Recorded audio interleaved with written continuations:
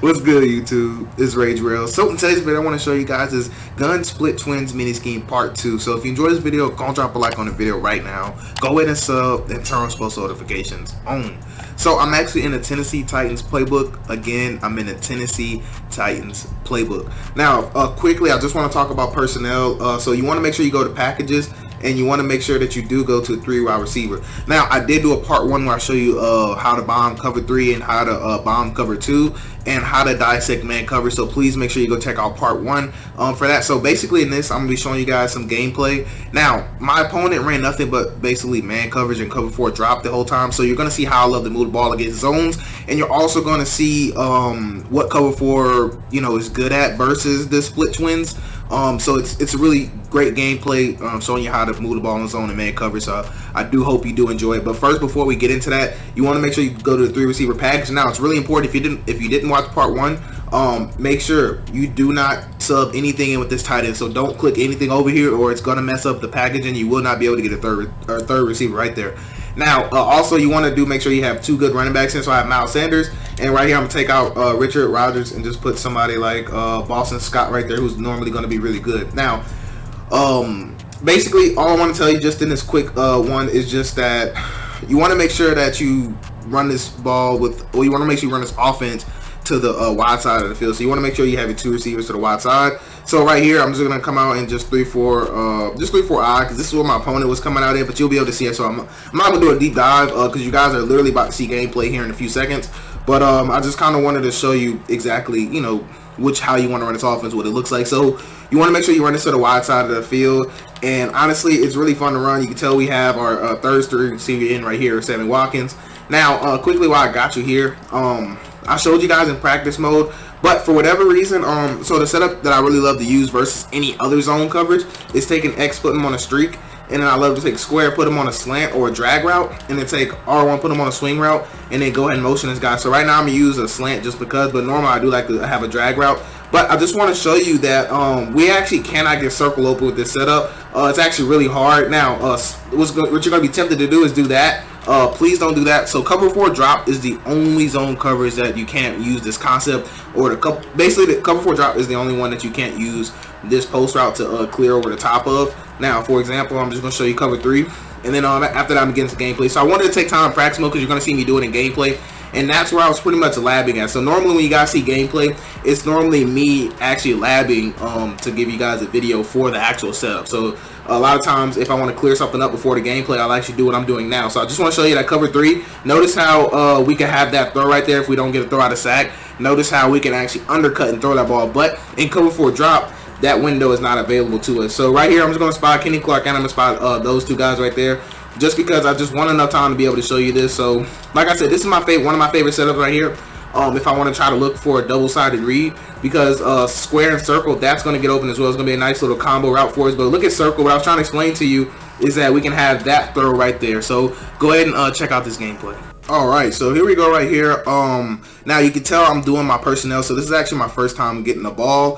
So I like to kind of just leave it as it is, to be honest with you. It isn't really much I like to change. Now, I didn't get to run the run plays as much, so right here I did open up the game right here and go ahead and run this off tackle, because honestly, picking a team like the Eagles is going to be easy to run the ball, so it's kind of hard for me to speak about how great it is. But you can tell the blocking's good, but you also can argue it's because of the offensive line. But also, Packers have a really good D-line, so regardless, it's still a nice 1-2 little combo. So I decided to go goal line right there just to make sure I get the for-sure touchdown. So yeah, we end up actually catching a pick right here. So we are going to be back on the offense, on the actual for real offensive drive. You can tell we caught a pick in the end zone, so we're going to be on the 20-yard line.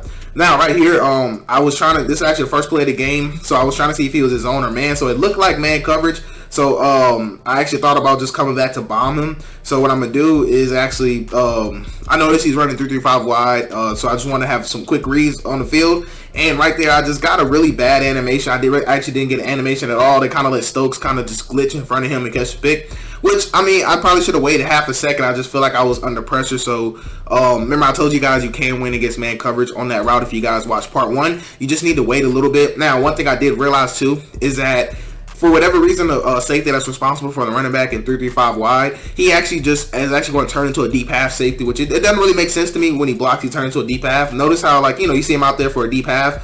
I don't understand why that is on Madden, why they do that. I can understand him having just play like a little zone, like a hook zone, but I don't see why he's just able to play like a deep half. That's absolutely crazy to me. But regardless, so basically, right, I noticed he's playing man coverage. Now, this right here, the corners play, they have such a nice, sharp corner route by that circle receiver. So you might be wondering why I motioned him over, or you might not have paid attention. But the reason why I motioned that guy over, because at first, if you remember, G. Alexander was actually the one responsible for Watkins out there, and I knew Jair was going to pretty much, be really locked down on that. So I motioned that slot receiver over so Jair can actually get bumped over one, so he can have a better matchup at the receiver position. So that's part of just having game smarts right there. So I hope you guys did pay attention to that. Now, also, that route 2 by X is really, really nice. You're going to see me utilize that later on in the game, but that route right there is definitely a man beater. So right here, my opponent's my first time he's showing me 3-4, so I'm thinking 3-4 maybe man coverage.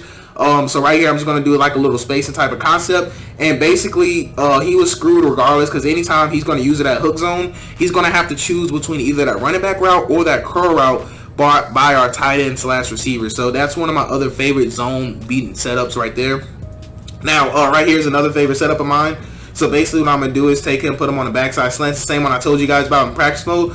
But the only problem is, like I said, cover 4 drop, you just cannot throw that. So right there, I was kind of testing to see if I could fit that in the back of the corner and end zone. Somehow he didn't pick that off. I felt like he should have definitely had a pick right there. He got a little unfortunate, but hey, we'll take it. So as you can tell, it's only 4 seconds left in the half. So it's like, why not just take my 3, might as well just play smart. So right there, we are going to go ahead and make it. So we're going to be up 17-0. So we got a nice lead early. And we also got the ball back to start the second half. So best case scenario for us. So it wasn't like he was a bad player, to be honest. He was just being really ignorant with the ball. So I guess you could say that's a pretty bad tendency. So he was just pretty bad on offense. He just was trying to run the same thing. It just wasn't working. I guess he said it's going to work regardless. And if that's you, if you try to run something and your opponent's showing you he can stop it, please don't keep trying to run the same thing, or just only run like 2 plays and they're stopping both plays.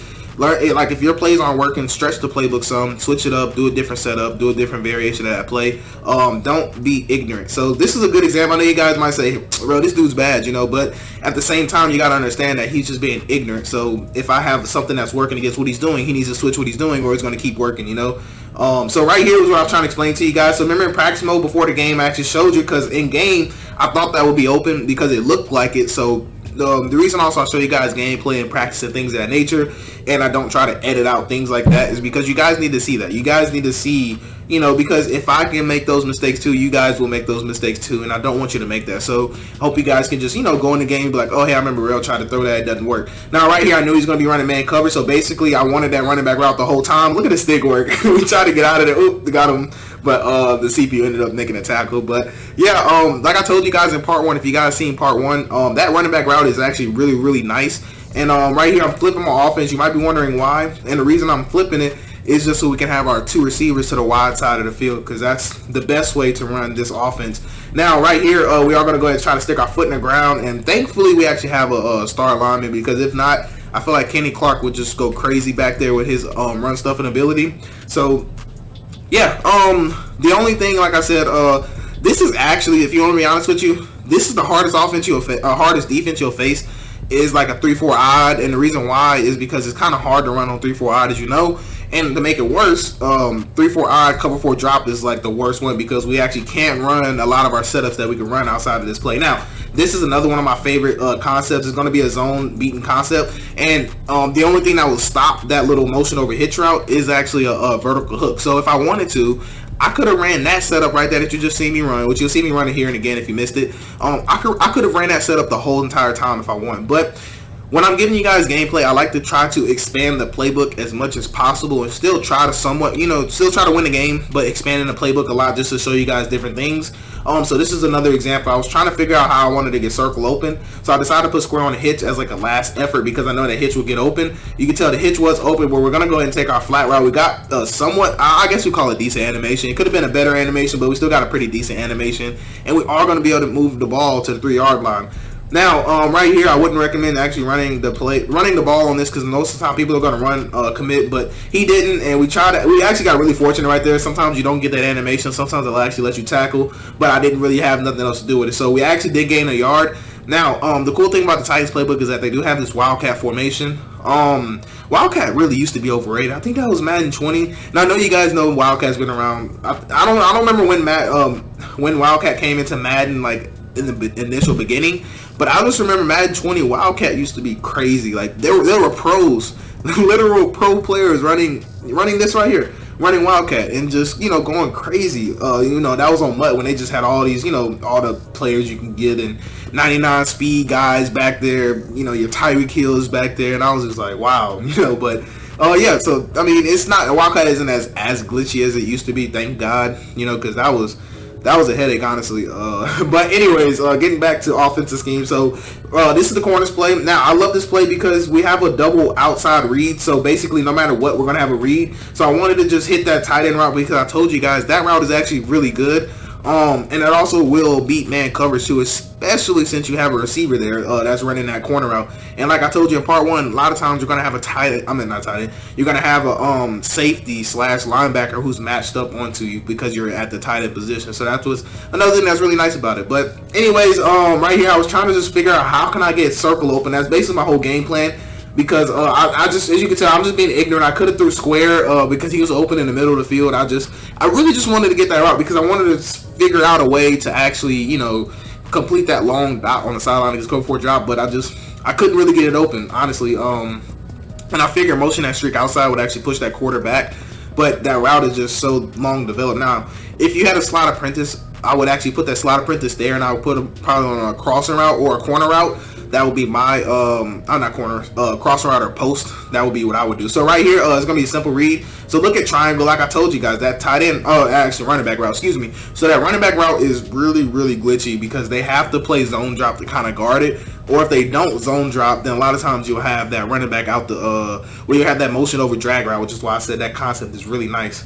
Now right here, unfortunately, this square route is kind of like the same one as the corners play.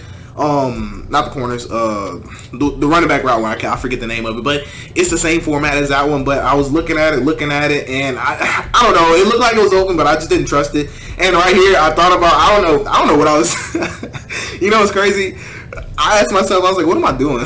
Because I wanted to juke him, then again, I wanted to try to pitch the ball. I didn't know what I was doing. I just got cracked, and I was like, I deserve that. But basically, I ended up just basically chewing the clock out and just, you know, punting the ball back because the game was pretty much over, and I didn't really want to just run up the score. I don't really like running up the score on people, but anyways, that's gonna wrap it up for this video. I do hope you have a blessed day. I'm Rage Real, and I'm out.